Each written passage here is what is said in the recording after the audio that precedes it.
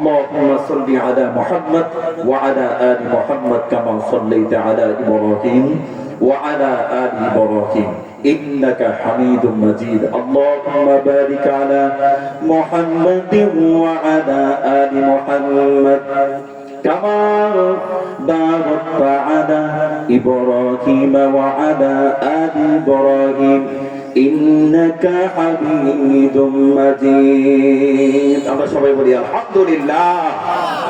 সম্মানিত উপস্থিতি, পোস্টার বলার সময় নেই, যেহেতু সময় সংক্ষিপ্ত, আমি সরাসরি আলোচনার দিকে চলে যাচ্ছি। যেহেতু আমাদের দাওয়াতে মেহমানগণ একের পর এক আমাদের মাঝে তাশরিফ এনেছেন, আলহামদুলিল্লাহ। আমি আপনাদেরকে অনুরোধ করব, যারা এখন এদিক সেদিক ঘোরাফেরা করছেন, মাহফিলে চলে আসুন। এটা এই মুহূর্তে শুধু ঈদগাহ নয়, এটা একটা জান্নাতের বাগান। কেউ বলেন সুবহানাল্লাহ, সুবহানাল্লাহ। যারা আছেন, আল্লাহ তাআলা রহমত নাযিল করছেন, গুনাহগুলো মাফ করছেন। অনেকের মা বাবা দুনিয়াতে নেই, অন্ধকার কবরে।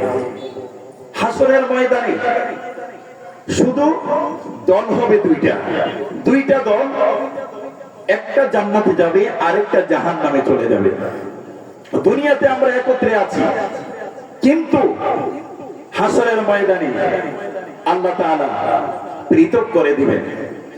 আল্লাহু আকবার বলবেন না?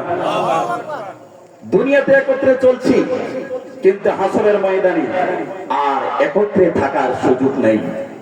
আল্লাহ তাআলা বলেন ওয়ান্তাজুর ইয়াওমা আইয়ুহাল মুজরিমুন।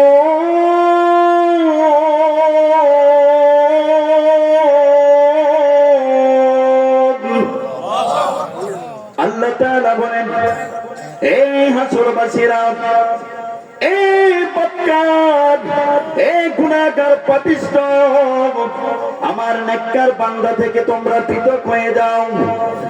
দুনিয়ার মধ্যে একত্রে চলাফেরা করেছ, এক নদীর মাছ খেয়েছ, এক পুকুরের মাছ খেয়েছ, একত্রে ব্যবসা করেছ, কিন্তু আজকে হাসরের ময়দানে আমার নেককার বান্দাদের সাথে তোমরা থাকতে পারবে না।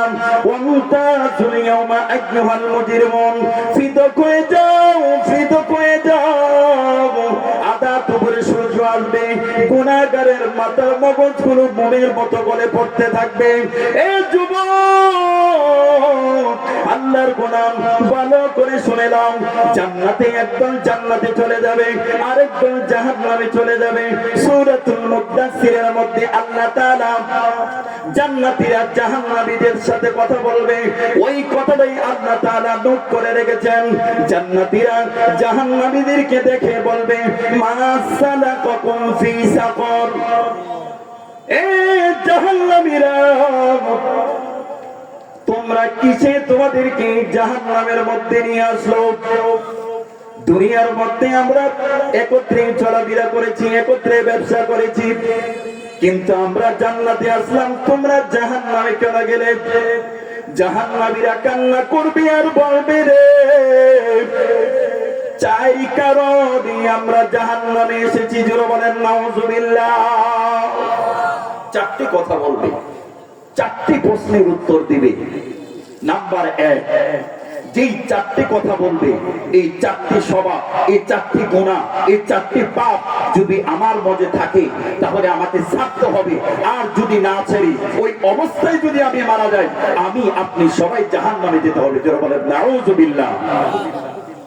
জান্নাতীরা বলবে, এ মুমিন জান্নাতীরা, তোমরা তো দুনিয়াতে মুসলমান ছিলে, কালিমাওয়ালা মুসলমান ছিলে, কিন্তু জাহান্নামে কেন? তখন জাহান্নামীরা উত্তর দিবে, আল্লাহ তাআলা এটা কোরআনে নোট করেছেন। 1 নাম্বার, ক্বালু লাম নাকু মিনাল মুসাল্লিন।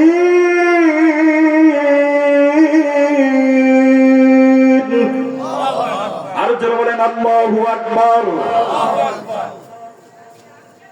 জাহান্নামীরা বলবে, ক্বালু লাম নাকু মিনাল মুসাল্লিন।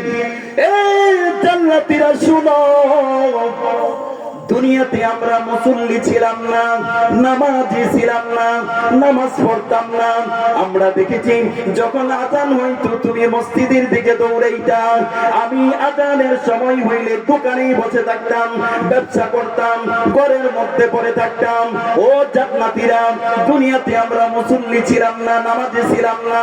আজকে কত মানুষ আল্লাহর ফরজ হুকুম নামাজটা ছেড়ে দিয়া স্ত্রীর দিকে দৌড়ায়, সন্তানের দিকে দৌড়ায়, সম্পদের দিকে দৌড়ায়, টাকা পয়সার দিকে দৌড়ায়, ব্যাংক ব্যালেন্সের দিকে দৌড়ায়। সে যে মরবে তার কোনো ধারণা নাই,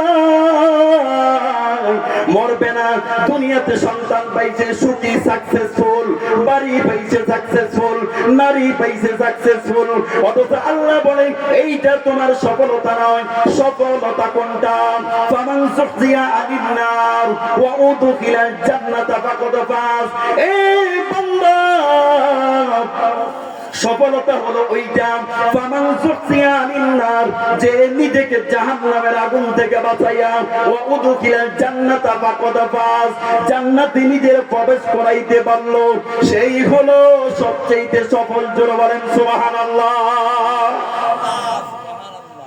যারা বেনামাজি, ঈমান এনেছে, কালিমা পড়েছে, নামাজ পড়ে না, কোরআন অনুযায়ী সে জাহান্নামী। নাউযুবিল্লাহ বলবেন না? ক্বালু লাম নাকু মিনাল মুসাল্লিন, জাহান্নামীরা তাদের নিজের পাপের কথা নিজেরাই বলবে, জান্নাতীদেরকে বলবে। আল্লাহ না করুন ওই জাহান্নামের মধ্যে যদি আমরা পড়ে যাই, আমরা ওখানে উপস্থিত থাকবো।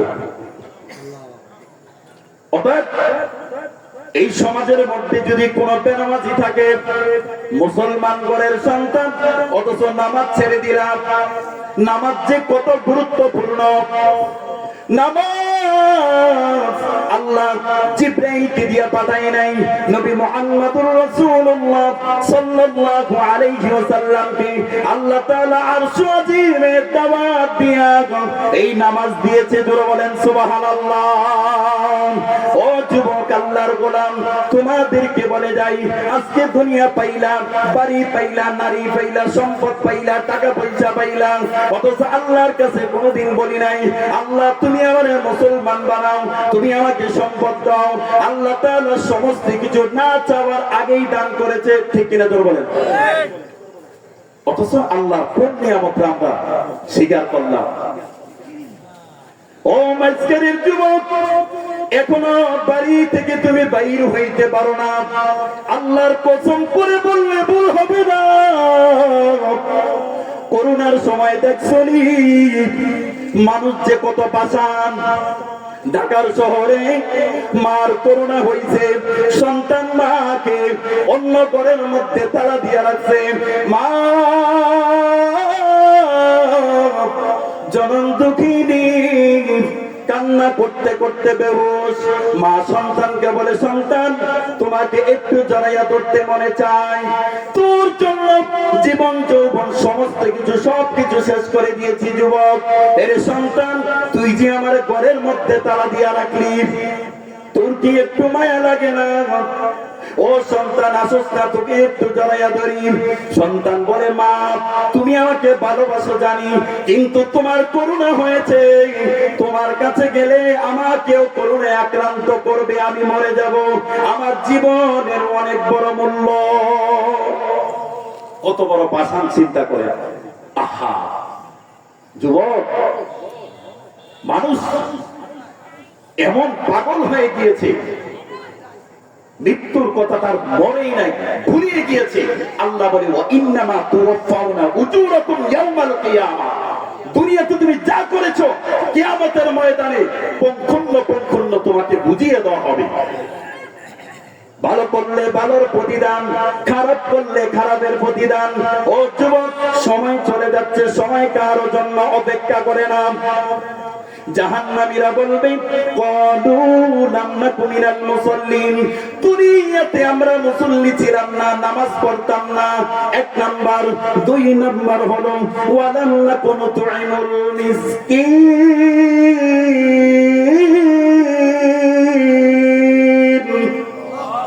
আরো জোরে বলেন আল্লাহু আকবার। ওয়ালাম নাকুন তু'ইমুল মিসকিন। দুনিয়াতে আমরা অভাবীদেরকে খাদ্য দিতাম না, এতিমদেরকে খাবার দিতাম না, এতিমের হক আমরা আদায় করতাম না। কত মানুষ দেখবেন কত সম্পদ আছে, কোটি কোটি লক্ষ লক্ষ টাকা তার যাকাত আছে, অথচ এই যাকাত তার খাবার কোনো জায়েজ নাই। যাকাত তো আল্লাহ তাআলা ফরজ করে দিয়েছে। হাসরের ময়দানে আল্লাহ বলবে, এর বান্দা আমি তোমার কাছে খাবার চেয়েছিলাম, খাবার দাও নাই। হাসরবাসীরা বলবে, আল্লাহর প্রিয় বান্দারা বলবে, ও আল্লাহ তুমি কখন আমার কাছে খাবার চাইলা?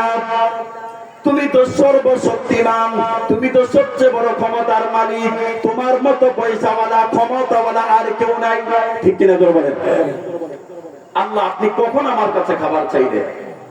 আল্লাহ তাআলা বলবে, ও বান্দা শোনো, দুনিয়াতে আমার কিছু এমন বান্দা ছিল, তাদেরকে আমি আল্লাহ গরিব বানাইছিলাম। তোমার দরজার সামনে তারা হাত পেতেছিল, খাবার চেয়েছিল, পয়সা চেয়েছিল, অনাহার ছিল, তোমাদের কাছে চাইছে, তোমরা দাও না দিয়া তোমরা করলে কি গলা ধাক্কা দিয়া বাহির করে দিলে। তাদেরকে যদি দিয়া দিতাম আমি আল্লাহকে দেওয়া হয়ে যাইত। জোরে বলেন সুবহানাল্লাহ। কোটি টাকার সম্পদ অথচ যাকাত দেয় না, যাকাত আদায় করে না, গরিব মিসকিনের হক আদায় করে না, ওই সমস্ত লোকগুলো জাহান্নামে ডুববে। নাউযুবিল্লাহ কইতেন না? বেনামাজি, যাকাত আদায় না করনেওয়ালা আমাদের সমাজে আছে না নাই? কথা বলেন, আছে না নাই? আছে। 3 নাম্বার, ওয়াকুন্না নাখুদু মা'আল খাইদিন।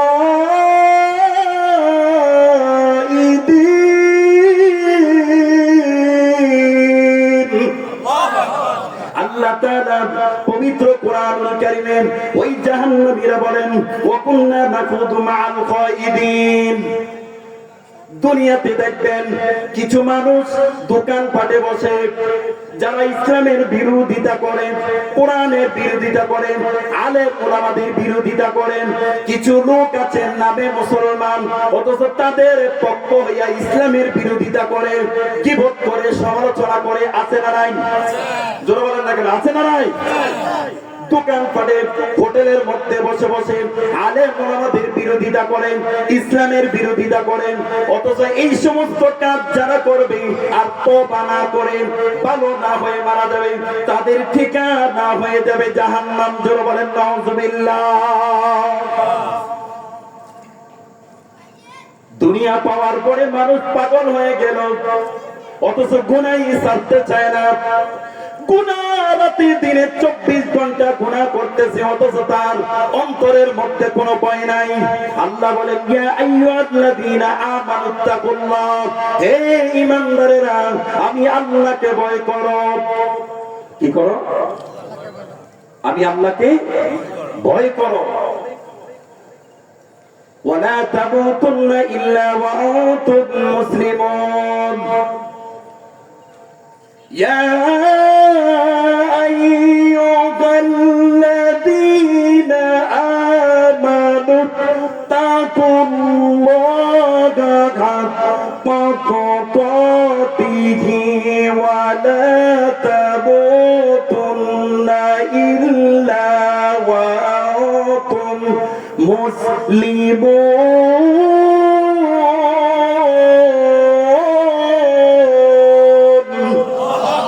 আল্লাহ তাআলা বলেন, বান্দারে, হে ঈমানদারেরা আমানুত্তাকুল্লাহ, আমি আল্লাহকে ভয় করো, ভয় করার মতো ভয় করো।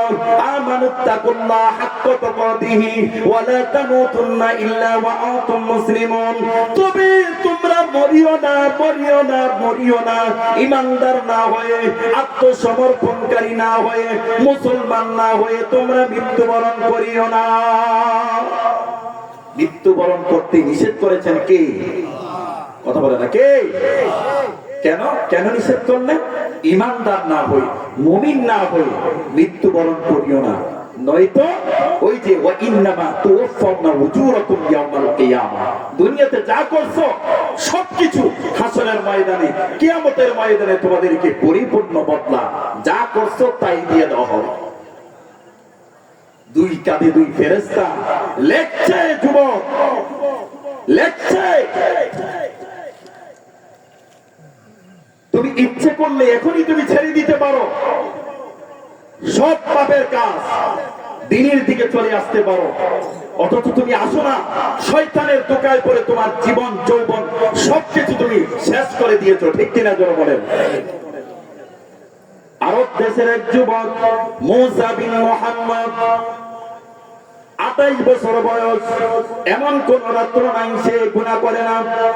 রাজার ছেলে মুসা বিন মুহাম্মদ 28 বছর বয়স, নর্তকী নিয়ে রাত্রে বেলা নাচায়, রাত্রে বেলা নেশা করে, বন্ধু বান্ধবদেরকে নিয়ে গান বাজনা করে।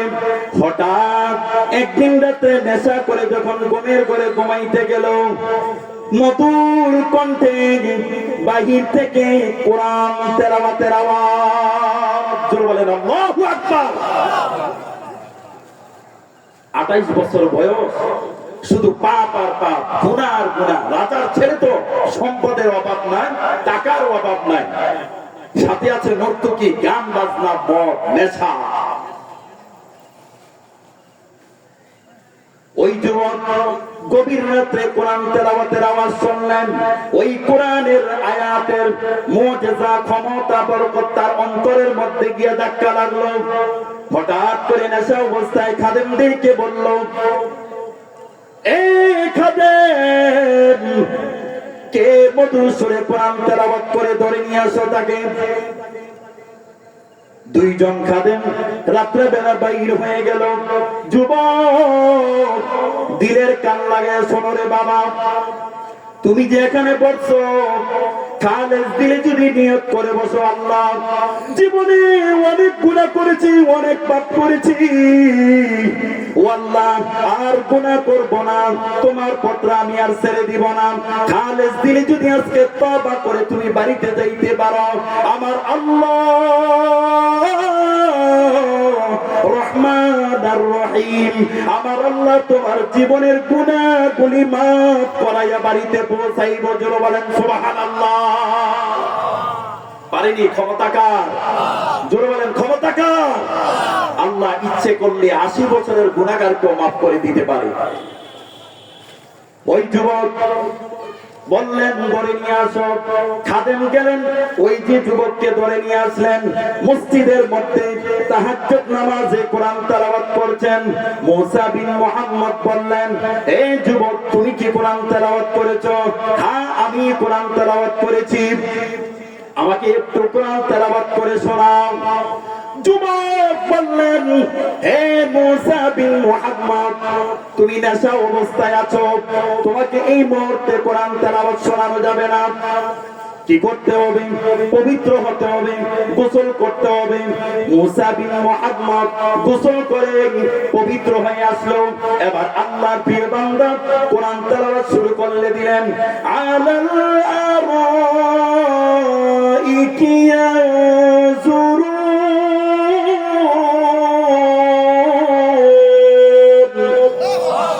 তারিফু ফি বুজুহিহিম নাদরাতান নাঈম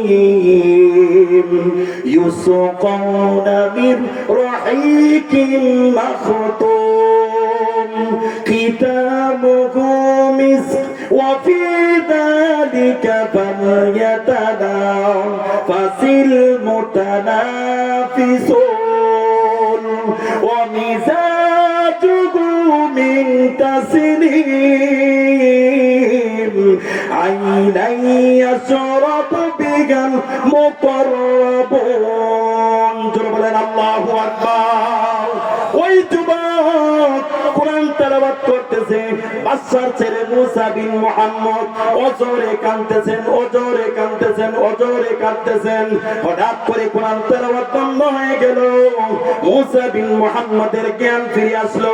ফিরে আসার পরে বলল, ও আল্লাহর প্রিয় বান্দা, এত মধুর কণ্ঠে কোরআন তেলাওয়াত করেছো, আমার জীবনের 28টি বছর আমি কি করলাম? হায় আফসোস,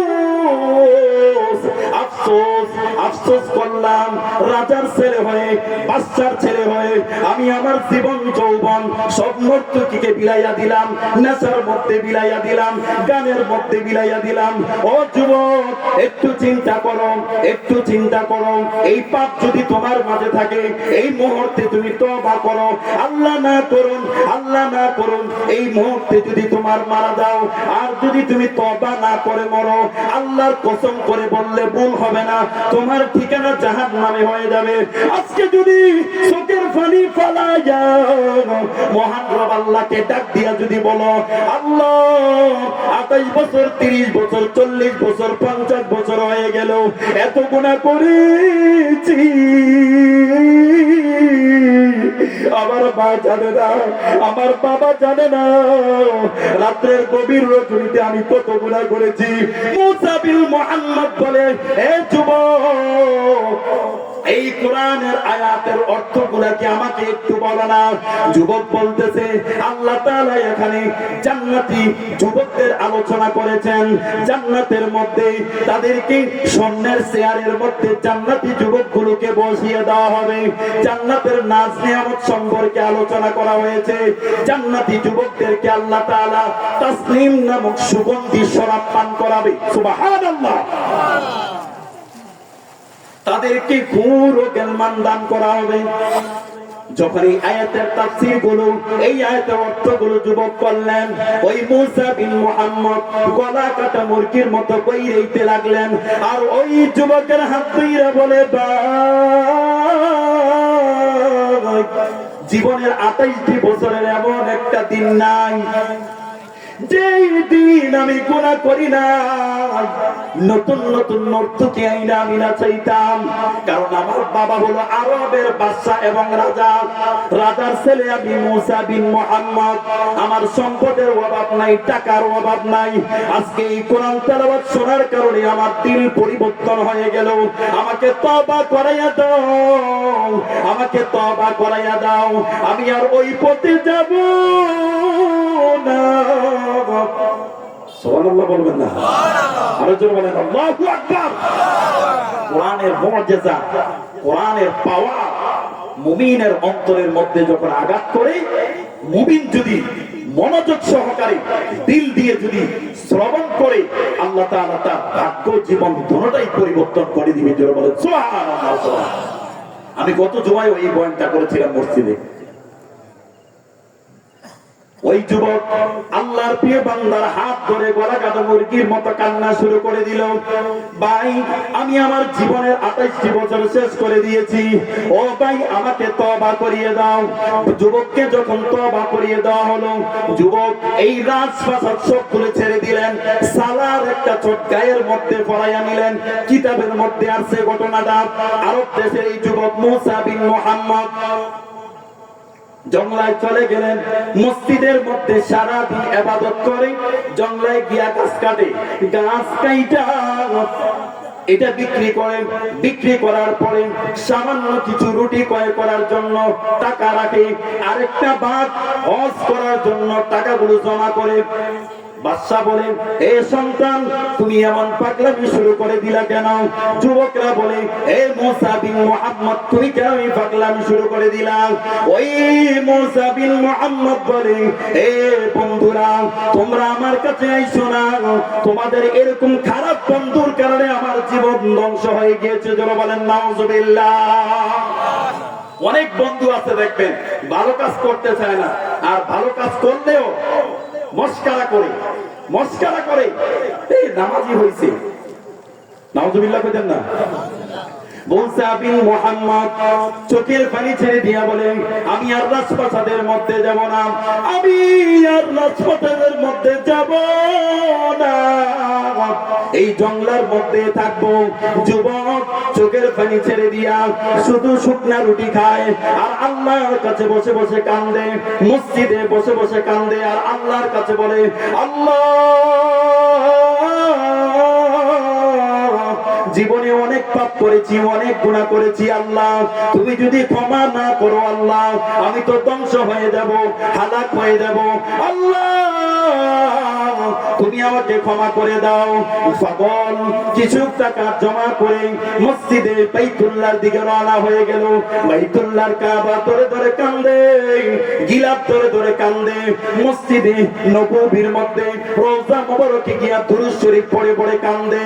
আর যুবক আল্লাহকে বলে, আল্লাহ ও রব্বুল আলামিন, আল্লাহ তুমি আমাকে ক্ষমা করো, আমি আমার জীবনের অর্ধেক বছরগুলো আমি নষ্ট করে দিয়েছি আল্লাহ। হাসরের ময়দানে গুনাহগার হইলে যদি ডাক দাও আল্লাহ, আমি হালাক হয়ে যাব, ধ্বংস হয়ে যাব, আল্লাহ তুমি আমাকে মাফ করে দাও, আল্লাহ তুমি আমার জীবনের গুনাহগুলি মাফ করে দাও। এইভাবে যুবক বাইতুল্লাহর কাবা, বাইতুল্লাহর কাপড় ধরে গিলাফ ধরে কান্না করতেছে। হঠাৎ করে একদিন যুবক কাবার চত্বরে মাথা ঘুরাইয়া দুনিয়া থেকে বিদায় নিল।